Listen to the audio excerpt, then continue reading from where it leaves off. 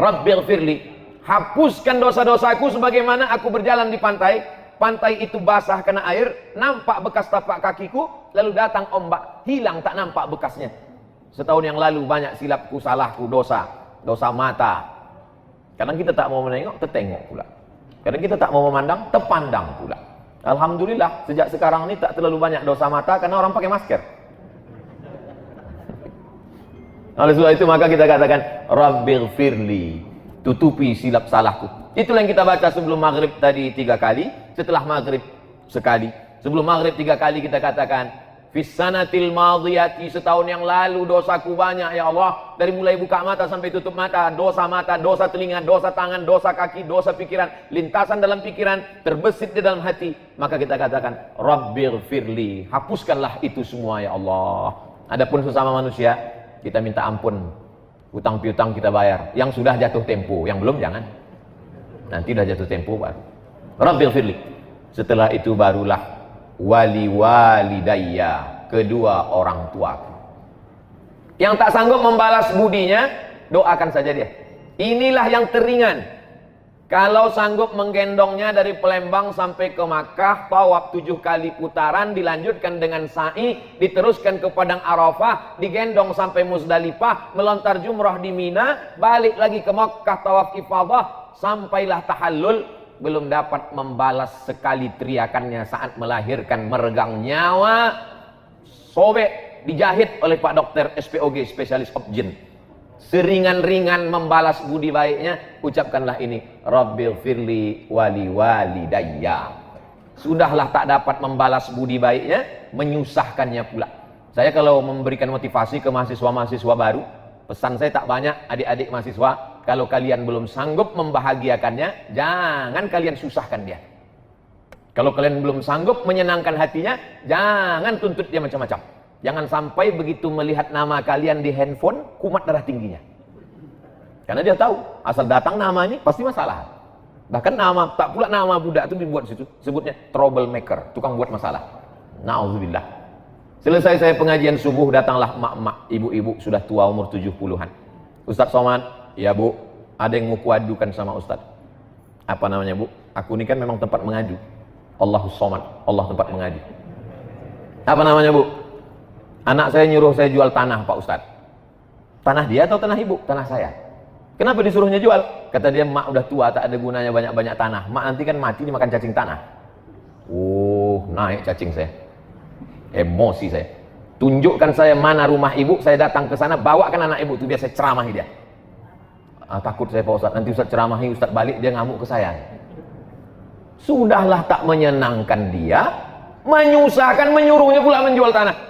Gara-gara apa itu? Karena tuntutan hidup orang sekarang, manusia ini konsumtif. Dulu satu kampung TV-nya satu, yang punya Pak Kades, nonton rame-rame, anak RT di depan. Sekarang satu orang satu TV, bahkan satu orang 2 TV. Itulah handphone. Dulu ada TV, ada radio, ada telepon, 3 alat dimiliki oleh 3 orang. Sekarang di situ TV, di situ radio, di situ handphone, lengkap dengan Twitter, BBM, WhatsApp, Instagram, 1 alat. Dan sekarang pula orang HP-nya tak 1, 2, 3, handphone semahal-mahalnya. Saya bukan iri dengan orang yang punya handphone mahal, tidak. Handphone saya sampai sekarang retak ujungnya. Kenapa tak Ustadz ganti? Bukan masalah handphonenya, isinya guys. Nomor-nomor penting Pak ya, saya mindah-mindahkan itu. Oleh sebab itu maka kita ini, hidup ini tak usahlah diperturutkan. Kalau dipeturutkanlah gaya-gaya orang, luar biasa. Ada orang yang berdiri, sekali berdiri 20 juta. Dari mulai sepatu 5 juta, celana sampai ke atas. Peci sampai, tapi rasanya saya kalau bicara ini nanti diomongi orang juga. Peci Ustadz tadi, berapa peci saya? 11 juta. Peci saya tadi dihargai 11 juta. Tapi semuanya dilelang untuk pesantren pena kita. Itulah saya paling mahal selama ini memasang alat. Digantikan ini pun dikasih orang juga. Baju putih ini ada dulu tentara. Kalau Danrem itu apa? Komandan Korem. Datanglah komandan Korem mengutus utusan tentara ke rumah. Waktu itu almarhumah mak saya masih hidup lagi, disangkanya datang nih intel mau nangkap. Mana baju Ustadz Somad? Kasihlah baju. Diukurnya, besok dikasihnya 6 biji. Salah satu lagi. Kain sarung ini dikasih Kiai di Sidogiri. Sorban nih tadi. Jadi semua barang nih miliknya Casio, dikasih orang semua. Apa yang dimuliakan Allah SWT. Tujuan dari pakaian itu kan hanya menutup kita. Kalau panas tak kepanasan, kalau dingin tak kedinginan. Itu saja gunanya. Tapi sekarang orang memperturutkan high style, gaya tinggi, yang penting gaya, walaupun utang keliling pinggang. Gara-gara apa itu? Konsumtif. Masyarakat ini sudah gila-gilaan. Hidupnya semuanya utang. Dari mulai rice cooker utang sampai panci utang. Satu-satunya yang lunas di rumah itu cuma bininya aja. Itu pun karena kata Pak Kua mesti tunai. Andai ada mazhab yang mengatakan utang, utang juga dia. Semua dijual. Tanah dijual. Berapa banyak orang tuan tanah akhirnya menjadi tukang jual tanah. Na'udzubillah. Dulu ada ustadz alumni dari Sudan. Kata dia, jangan jual tanah karena Allah tidak pernah menambah tanah. Tanah itu tak pernah bertambah. Oleh sebab itu kalau kita jual, maka habislah dia. Bahkan di Palestina, menjual tanah berarti menjual akidah. Karena kalau sudah dijual kepada Israel, habislah sudah. Google Map sudah menghabiskan tanah Palestina. Semua dibuatnya dari Israel. Na'udzubillah.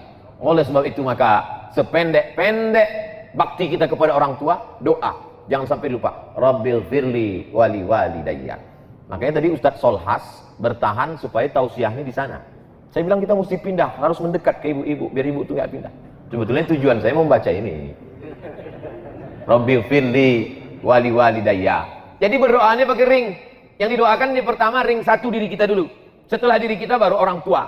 Setelah orang tua, waliman dakhala baitiya. Ampunkanlah orang yang masuk ke rumahku. Makanya kalau mau buat rumah, niatnya supaya orang masuk ke rumah. Sekarang orang buat rumah niatnya gimana supaya orang tak bertamu. Kata Haji Halim tadi, Ustaz Somad, ini dibatasi Habib Mahdi, tak boleh banyak orang datang.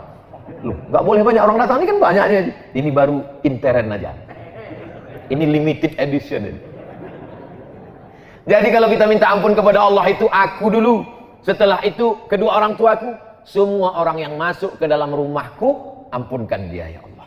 Waliman dakhala baitiya. Siapa saja pun yang datang ke rumahku, ampunkan dia ya Allah. Baik dia pejabat, maupun pengusaha, maupun penguasa, maupun rakyat jelata, maupun pengemis. Waliman dakhala baitiya. Ampunkan dia. Tak ditengok warna kulitnya, tak dilihat jabatannya, tak dilihat dia datang pakai apa. Tak ada di situ dibuat, ampunkanlah semua yang datang ke rumahku. Kalau pakai mobil mewah, kalau pakai ojek jangan. Tidak. Syaratnya di situ apa? Ampunkan orang yang masuk ke dalam rumahku mukminan. Syaratnya dia mesti beriman kepada Allah. Jadi Pak Ustadz kalau tamunya tak beriman kepada Allah, gimana kita mau mintakan ampun dia kepada Allah? Dia aja tak percaya kepada Allah. Pak Ustadz, saya tamu Pak Ustadz nih. Iya. Mohonkanlah doa saya kepada Allah supaya diampuninya saya. Kau percaya tak sama Allah? Tak percaya. Percayalah kau dulu sama Allah. Gimana caranya Pak Ustaz? Sebutkan aja passwordnya. Asyhadu an la ilaha illallah, asyhadu anna Muhammadar Rasulullah. Masalah khitan, nanti kita adakan khitan masal. Pemotongan pertama oleh Al-Mukarram Abdul Somad LCMA. Waliman dakhala baitiya mu'mina. Ampunkanlah semua orang yang masuk ke dalam rumahku dengan syarat dia percaya kepada Engkau ya Allah.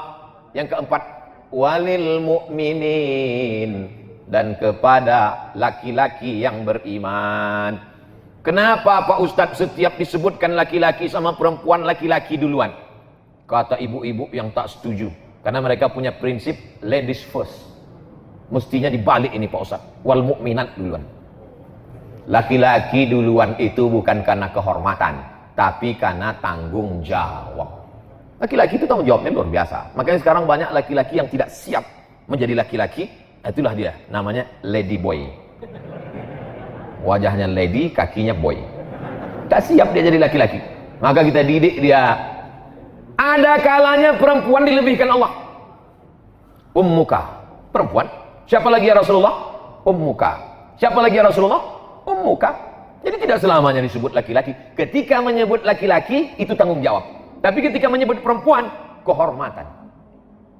Jadi tidak selamanya Nabi menyebut laki-laki, Allah menyebut laki-laki duluan. Ketika menyebut laki-laki duluan itu berarti mengandung tanggung jawab yang luar biasa.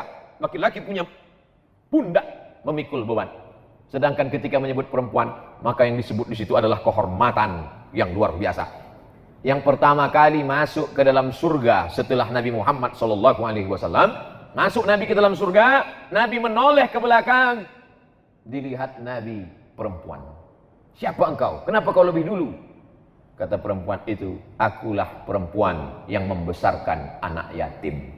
Man ala salasa banatin, siapa yang membesarkan 3 anak perempuan, fa'addabahunna, dididiknya dengan baik, wa zawwajahunna, dinikahkannya dengan orang baik-baik, wa ahsana ilaihinna, dia buat baik, falahul jannah, surga baginya.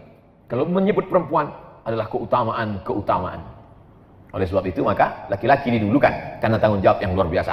Ampunkan aku, sudah. Kedua orang tuaku, sudah. Orang-orang yang masuk ke dalam rumahku, sudah. Bagaimana dengan yang di luar yang tak masuk? Kena juga, cuman dia ring 4, agak jauh sedikit. Walil mu'minin wal mu'minat, laki-laki dan perempuan. Kalau disebut laki-laki, itu sudah masuk perempuan tanpa menyebutkan perempuan.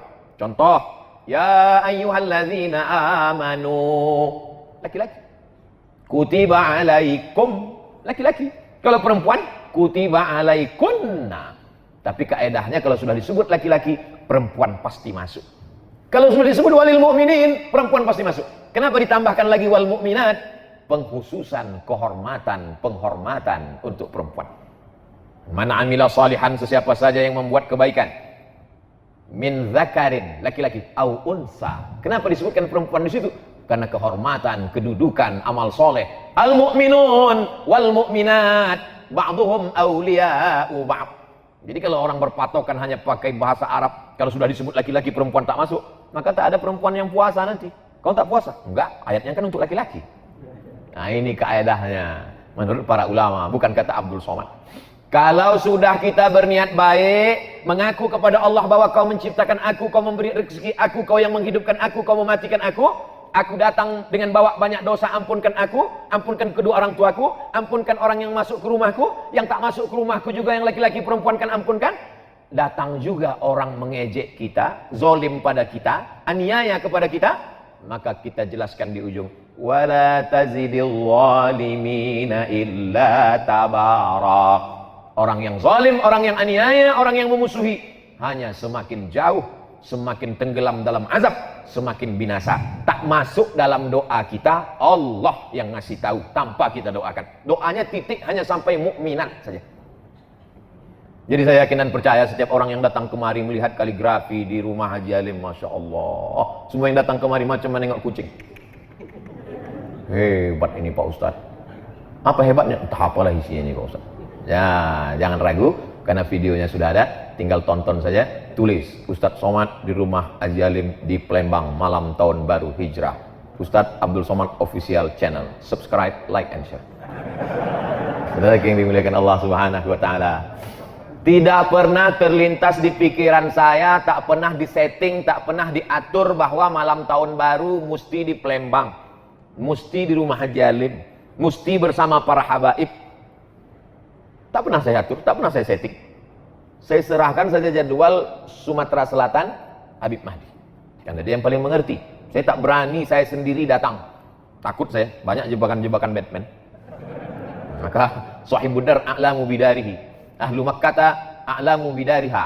Orang penduduk Makkah lebih tahu, penduduk penghuni rumah lebih tahu tentang isi rumahnya. Maka saya serahkan ke Habib Mahdi, di mana nanti kita malam tahun baru terserah. Setelah sampai baru saya tanya, di mana aja jadwal kita Sayyidi Al Habib? Kata Habib Mahdi nanti begini di sini, pas nanti malam tahun baru. Tahun baru kita? Iya, di mana? Di rumah Haji Alim. Di tempat yang baik, bersama orang baik-baik, menyambut tahun yang baik, berharap tahun depan kebaikan-kebaikan saja yang kita dapatkan. Dan yang kita kaji pula tak ada cerita, tak tentu arah. Yang kita kaji yang paling mulia, ayat-ayat Allah Subhanahu wa taala. Tak ada kita diajarkan, ya Allah, ampunkan aku, ampunkan kedua orang tuaku, ampunkan orang yang masuk ke dalam rumahku, ampunkan juga yang berada di luar. Adapun orang yang menganiaya aku, matikan dia, kalau bisa buat dia stroke agak 6 bulan. Tak ada. Allah ngasih tahu, yang penting kau buat baik, yang penting kau mintakan ampun untuk mereka. Adapun orang yang zalim, biarlah Allah yang membalas. Makanya saya tak pernah mendoakan mereka. Orang-orang yang membuli, menganiaya, menzalimi, tak pernah. Kenapa datang sabar kita? Allah menjamin, wala tazidil zalimin illa tabara. Orang-orang yang menganiaya, menzalimimu, mereka hanya akan semakin hancur, semakin binasa, semakin rugi, semakin jauh. Karena kita tidak pernah mendoakan yang buruk-buruk. Ketika kita berdoa, maka malaikat mengaminkan. Apa kata malaikat? Amin, kabulkan doa orang ini. Walaka misluh, kau dapat yang sama seperti yang kau doakan. Ustaz Abdul Somad tausiah hanya sampai jam 7 saja. Karena jam 7.15 sudah masuk sholat isya, orang mau siap-siap wudhu. Saya tambah sampai jam 7.10. Selesai yang ini. Waktu mau masuk, tengok ini. Pas mau keluar, itulah bismillah pertama kali dalam surat Nabi Sulaiman untuk Ratu Bilqis. Innahu min Sulaiman. Inilah surat dari Nabi Sulaiman. Jadi Nabi Sulaiman itu kirim surat, bukan kirim WhatsApp. Kirim surat. Surat yang pertama pakai bismillah, surat Nabi Sulaiman. Ceritanya waktu itu Nabi Sulaiman sedang inspeksi upacara. Tiba-tiba ada satu yang tak datang. Inni lam aral hudhuda. Aku tidak melihat ada burung hudhud. Kau di Palembang burung apa nih, Habib? Burung hudhud. Aku tak melihat ada burung hudhud. Mana burung hudhud? Kata Nabi Sulaiman, kalau sampai burung hudhud tidak datang juga, la azbahannahu, kusembelih leher burung hudhud. Sudah ditunggu sekian menit, datang burung hudhud. Burung hudhud, kenapa kau terlambat? Mohon maaf Nabi Sulaiman, aku lambat karena ada satu misi. Apa yang kau lihat? Aku tadi sedang terbang di atas. Terus kulihat ada istana yang sangat megah di bawah. Dan rupanya ada satu kerajaan. Pemimpinnya seorang perempuan. Terlambat, nggak apa-apa. Karena ada satu misi. Inilah intel pertama. Hudhud ini intel. Tapi intelnya untuk kebaikan. Jangan yang di intel itu ustad. Nggak apa-apa juga untuk laporan, dapat pahala insya Allah. Nah, lalu kemudian burung hudhud melaporkan, oh jadi kalau begitu ada seorang perempuan yang berkuasa. Iya. Apa nama kerajaannya? Kerajaan Sabak. Ratu Bilqis nama pemimpinnya. Maka ditulis Nabi Sulaiman lah surat. Innahu min Sulaiman. Ini surat datang Nabi Sulaiman dari Nabi Sulaiman. Wa innahu bismillahirrahmanirrahim. Satu-satunya bismillah yang tak ada ikhtilaf antar ulama dalam Al-Quran. Inilah dia. Adapun bismillah dalam Fatihah masih ikhtilaf. Menurut mazhab Hanafi, Syafi'i, Hambali, bismillah dalam Al-Fatihah itu ayat 1. Tapi menurut mazhab Maliki, ayat satunya adalah Alhamdulillahi Rabbil Alamin. Makanya Quran cetakan Maroko, coba lihat, Bismillahirrahmanirrahim, tak ada angka 1. Karena menurut orang Maroko, mazhab Maliki, Alhamdulillahi Rabbil Alamin, itu yang angka 1. Adapun bismillah yang di setiap awal surat, Bismillahirrahmanirrahim, qul huwallahu ahad, Bismillahirrahmanirrahim, qul a'udzu birabbil falaq, Bismillahirrahmanirrahim, qul a'udzu birabbin nas, bukan bagian dari surat, tapi pemisah antara surat. Supaya ada pemisah-pemisahnya, itulah dia Bismillahirrahmanirrahim. Tapi yang ini tak ada ikhtilaf bahwa dia bagian dari surat. Wa innahu Bismillahirrahmanirrahim, dengan nama Allah yang Maha Penyayang. Apa beda Rahman dengan Rahim? Abdurrahman, Abdurrahim, Baitur Rahman, Baitur Rahim, Darur Rahman, Darur Rahim. Rahman semua orang dapat.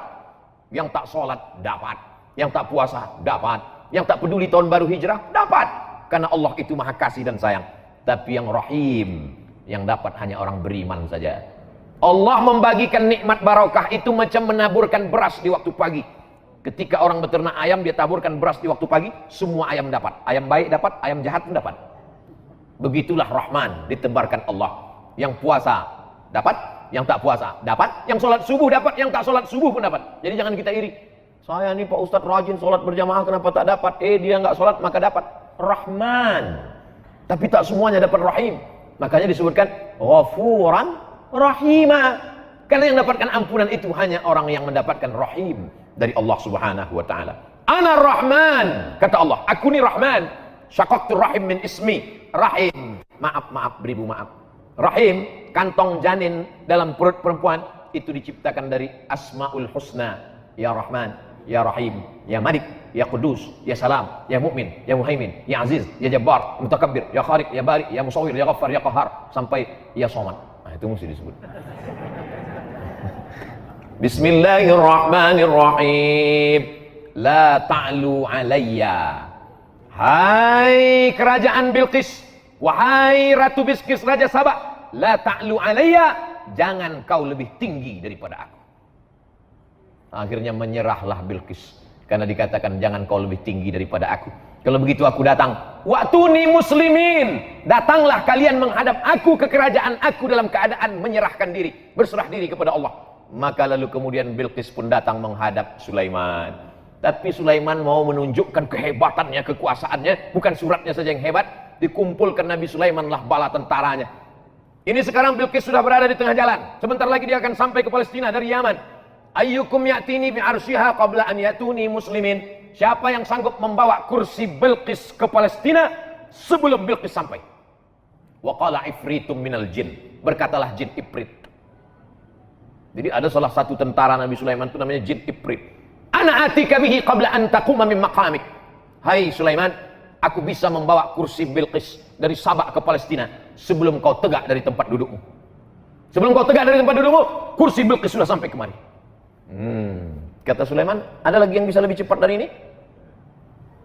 Wa qala allazi 'indahu 'ilmun minal kitab. Berkatalah seorang laki-laki yang punya ilmu, namanya Asif bin Balkhiyah. Asif sampai ke Bandung jadi Asep. Asif bin Balkhiyah. Ana atika bihi, aku bisa memindahkan kursi Balqis dari Yaman ke Palestina. Berapa lama? Qabla an yartadda ilaika tarfuk, sebelum matamu berkedip. Jin hanya sanggup sebelum Sulaiman tegak. Tapi orang soleh Asif bin Balkhiyah, aku bisa memindahkan sebelum matamu berkedip. Prinsip Nabi Sulaiman, lebih cepat, lebih baik. Akhirnya menanglah Asif bin Balkhiyah 3000 tahun sebelum Nabi Isa alaihissalam. Manusia sudah lebih menang daripada jin. Zaman sekarang masih ada orang yang minta kepada jin. Wani piro kata jin.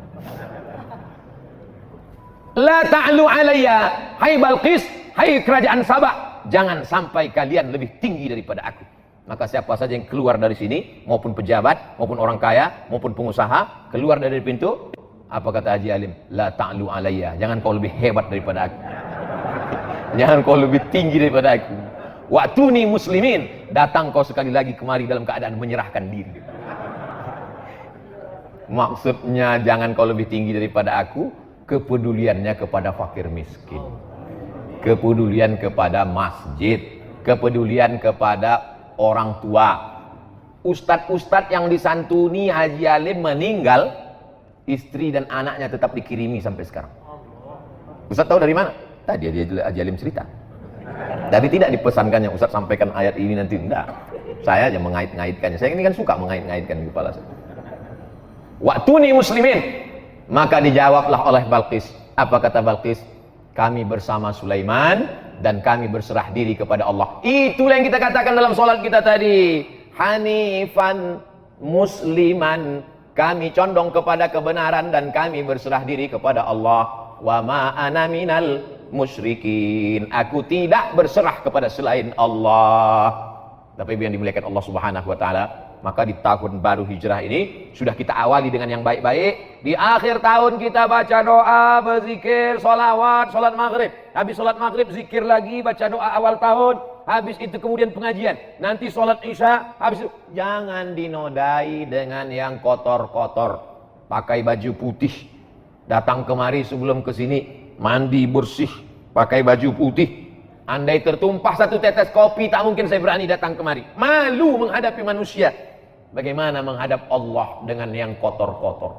Oleh sebab itu maka kalau pakai baju putih nampak cepat kotornya. Orang yang sudah berserah diri kepada Allah jangan lagi dikotori dengan maksiat dan dosa. Makanya dari satu solat ke satu solat mensucikan. Al-Jum'atu ilal Jum'ah, satu pekan 7 hari mensucikan. Ramadan ila Ramadan, 1 tahun mensucikan. Al-umratu ilal umrati, satu umrah ke umrah berikutnya, kafaratul lima bainahuma, mensucikan, membersihkan kita dari segala silap, salah dan dosa. Andai umur kita besok pagi sempat mencicipi siang 1 Muharram, alhamdulillah. Andai tak sampai, gimana lagi, tak mungkin bisa kita tambah. Umur ini kan bukan isi ulang. Kalau sudah sampai masanya la yastakhiruna sa'atan wa la yastaqdimun. Berapa banyak sahabat-sahabat kita, tapi kita dikasih Allah ini. Kenapa dikasih Allah kita ini sampai 1442 ini? 1441 sudah berlalu. 1442, apa planning kita ke depan? Maka program-programnya mestilah program yang menolong agama Allah. Berapa masjid yang kita bangun, berapa masjid yang kita makmurkan, berapa anak yatim du'afa kita sekolahkan, berapa pondok pesantren yang kita support. Adapun masalah rezeki, urusan Allah. Bagaimana kita memasang kail pancingnya, urusan kita. Pasang saja, ambil bambu, pasang kail panjang, kasih umpan, letakkan ke dalam. Ikan apa yang datang, itu urusan Allah. Dipasang 10 kail, 10-10-nya hilang sama cacing-cacingnya sekalian. Husnuzon, boleh jadi Allah mau kasih kita ikan masak. Boleh jadi Allah mau kasih kita ikan gulai. Jangan suuzon kepada Allah. Ana inda husni zanni abdi bi. Kata orang Melayu, rezeki musang tak akan dimakan harimau. Kalau rezeki musang itu dimakan harimau, sudah lama musang itu punah. Tinggal musang berbulu ayam aja lagi. Tapi Allah jamin rezeki. Wa ma min dabbatin. Ini perlu diyakinkan lagi, dikuatkan lagi. Tu'izzu man tasha wa tudhillu man tasha. Biadikal khair. Engkau yang punya kuasa. La haula wala quwata illa billah. Ini zaman Covid ini banyak orang cemas. Berapa banyak orang yang kena PHK, dirumahkan, diputuskan kerja, imannya turun, imunnya down, masuk penyakit, maka tak ada, makin kacau. Dunia tak dapat, akhirat tak dapat. Sedangkan kita yang selalu kita minta, Rabbana atina fid dunya hasanah wa fil akhirati hasanah wa qina adzabannar. Maka dengan berjumpa dengan para habaib, dengan para ulama, dengan orang-orang baik ini, bangkit semangat kita, sehat, tetap dengan ikut protokol kesehatan. Mudah-mudahan keberkahan selalu menyertai kita insyaallah. Man kana yaumuhu khairum min amsihi fahuwa rabih. Siapa yang tahun 1442 ini lebih baik daripada 1441, itulah orang yang beruntung. Man kana yaumuhu mithla amsihi fahuwa khasir. Siapa yang tahun 1442 ini sama saja macam tahun 1441, maka dia orang yang rugi. Yang lebih mengerikan, man kana yaumuhu syarrun min amsihi. Siapa yang tahun 1442 ini lebih jelek, lebih buruk, lebih banyak dosa, lebih banyak maksiat, lebih hancur daripada tahun kemarin, fahuwa mal'un. Itulah orang yang dilaknat Allah SWT. Mudah-mudahan kita semuanya lebih baik ini, lebih banyak ibadah, lebih rajin tahajud, lebih banyak duha, lebih banyak sedekah, lebih banyak berdoa, lebih banyak berzikir, lebih banyak kebaikan-kebaikan insyaallah. Amin ya rabbal alamin. Terima kasih segala perhatian. Mohon maaf segala kesilapan dan kekhilafan.